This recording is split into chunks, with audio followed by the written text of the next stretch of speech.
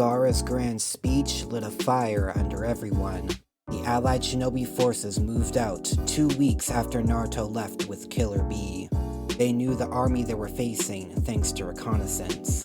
Thousands of white Zetsu, seemingly clones of the Akatsuki's black and white Zetsu. Additionally, Orochimaru was rumored to have joined the Masked Man in the war against them. That meant there was a possibility of facing the dead.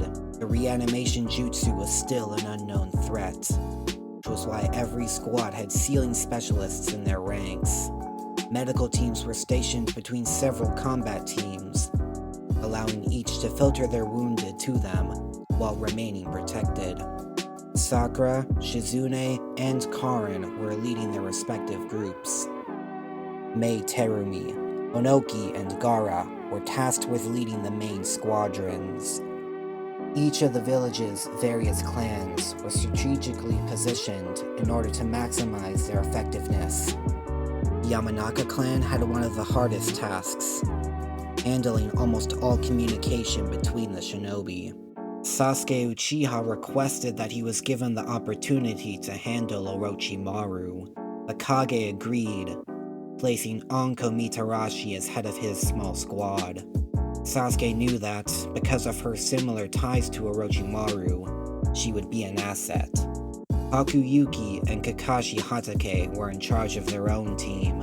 As some of the Alliance's most skilled members, they were to put their focus on locating the Masked Man, hoping to end the battle with his defeat.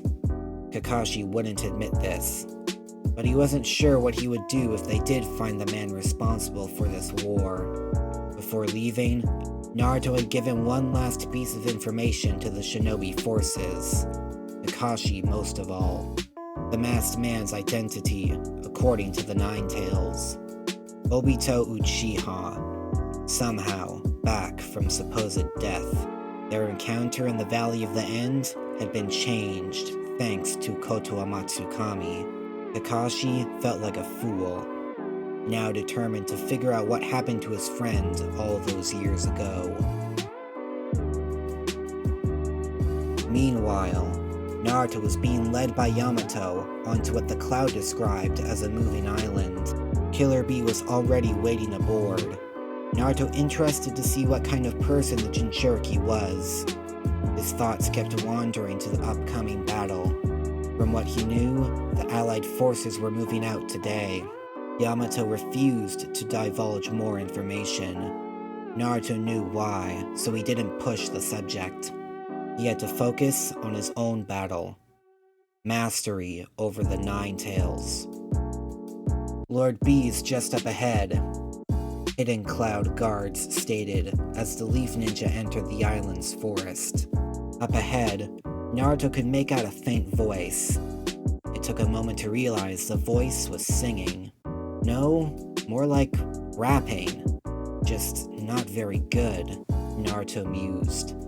The large man wore the standard Cloud attire with minor changes, a thin white scarf trailing behind him. On his back, he carried 7 swords.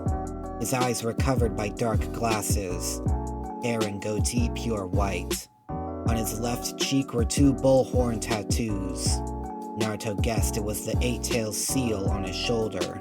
He turned when Naruto came into view. I see.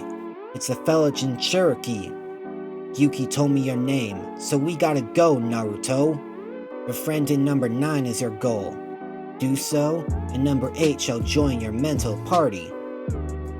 Nice to meet you too, Naruto trailed off, silently following the man as he continued to beatbox. Yamato and B's guards followed them, stopping in front of an odd piece of terrain, a waterfall cascading down a cliff.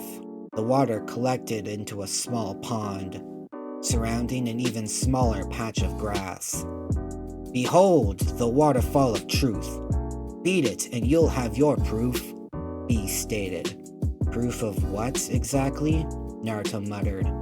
Proof you're strong enough for the task you were given. If you fail, everything will have to start again. Naruto shrugged, not bothering to understand the Jinchuriki's cryptic words. All he could do was follow B's instructions. Sit before the waterfall and meditate. The blonde did just that, clearing his mind. He even felt the tail beasts fade away. For the first time in his life, Naruto experienced pure silence. It was short-lived, as the sounds of the waterfall splitting in half made his eyes snap open. He sensed no one, only seeing the dark figure emerge from between the pillars of water. That person was Naruto, his eyes black and blood red. "I take it you know who I am?" The copy chuckled with a distorted voice. Naruto stood. "You're not the Nine-Tails, so I can only think of one other option. You're me. All of my anger, frustration, and rage. You left one thing out, kid." The dark Naruto spat, energy coming from him in waves. Naruto tensed, almost feeling himself slip out of meditation. The water around him darkened, until it was an endless void. He couldn't fully comprehend what he was feeling, despite it coming from himself. In truth, Naruto was feeling his own killing intent. The blonde had faced many people and beasts with ki he couldn't stand. None of it compared to his own. What faced him wasn't just his repressed hatred, it was his own desire for blood. And realizing he had such a desire deep within his heart, it filled Naruto with terror, unlike any other. He couldn't stay in control. His mind snapping back to reality. The dark version of him was gone. Yamato, B, and the other Cloud Ninja returned, the water untouched. He stood up as sweat poured down his body. He couldn't stop himself from retreating into the forest. The other shinobi, watching. "What just happened to him?" Yamato asked. Killer B shook his head. He saw the part of him he'd rather live without, the part that goes against his moral code. Quite the dilemma. "What does he have to do about it then?" the Anbu inquired. Killer B paused, trying to find the right words. "When I faced my own demons, I only had two choices. I bet he'll have the same choice to make. Accept his dark side, or kill it."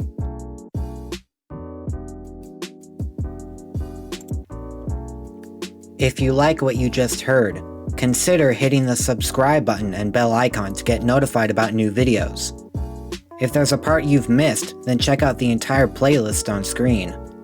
If you like this story, please share it with your fellow anime lovers. Any support helps a lot. That's all for now. This is Ninja Kai, disappearing in a golden flash.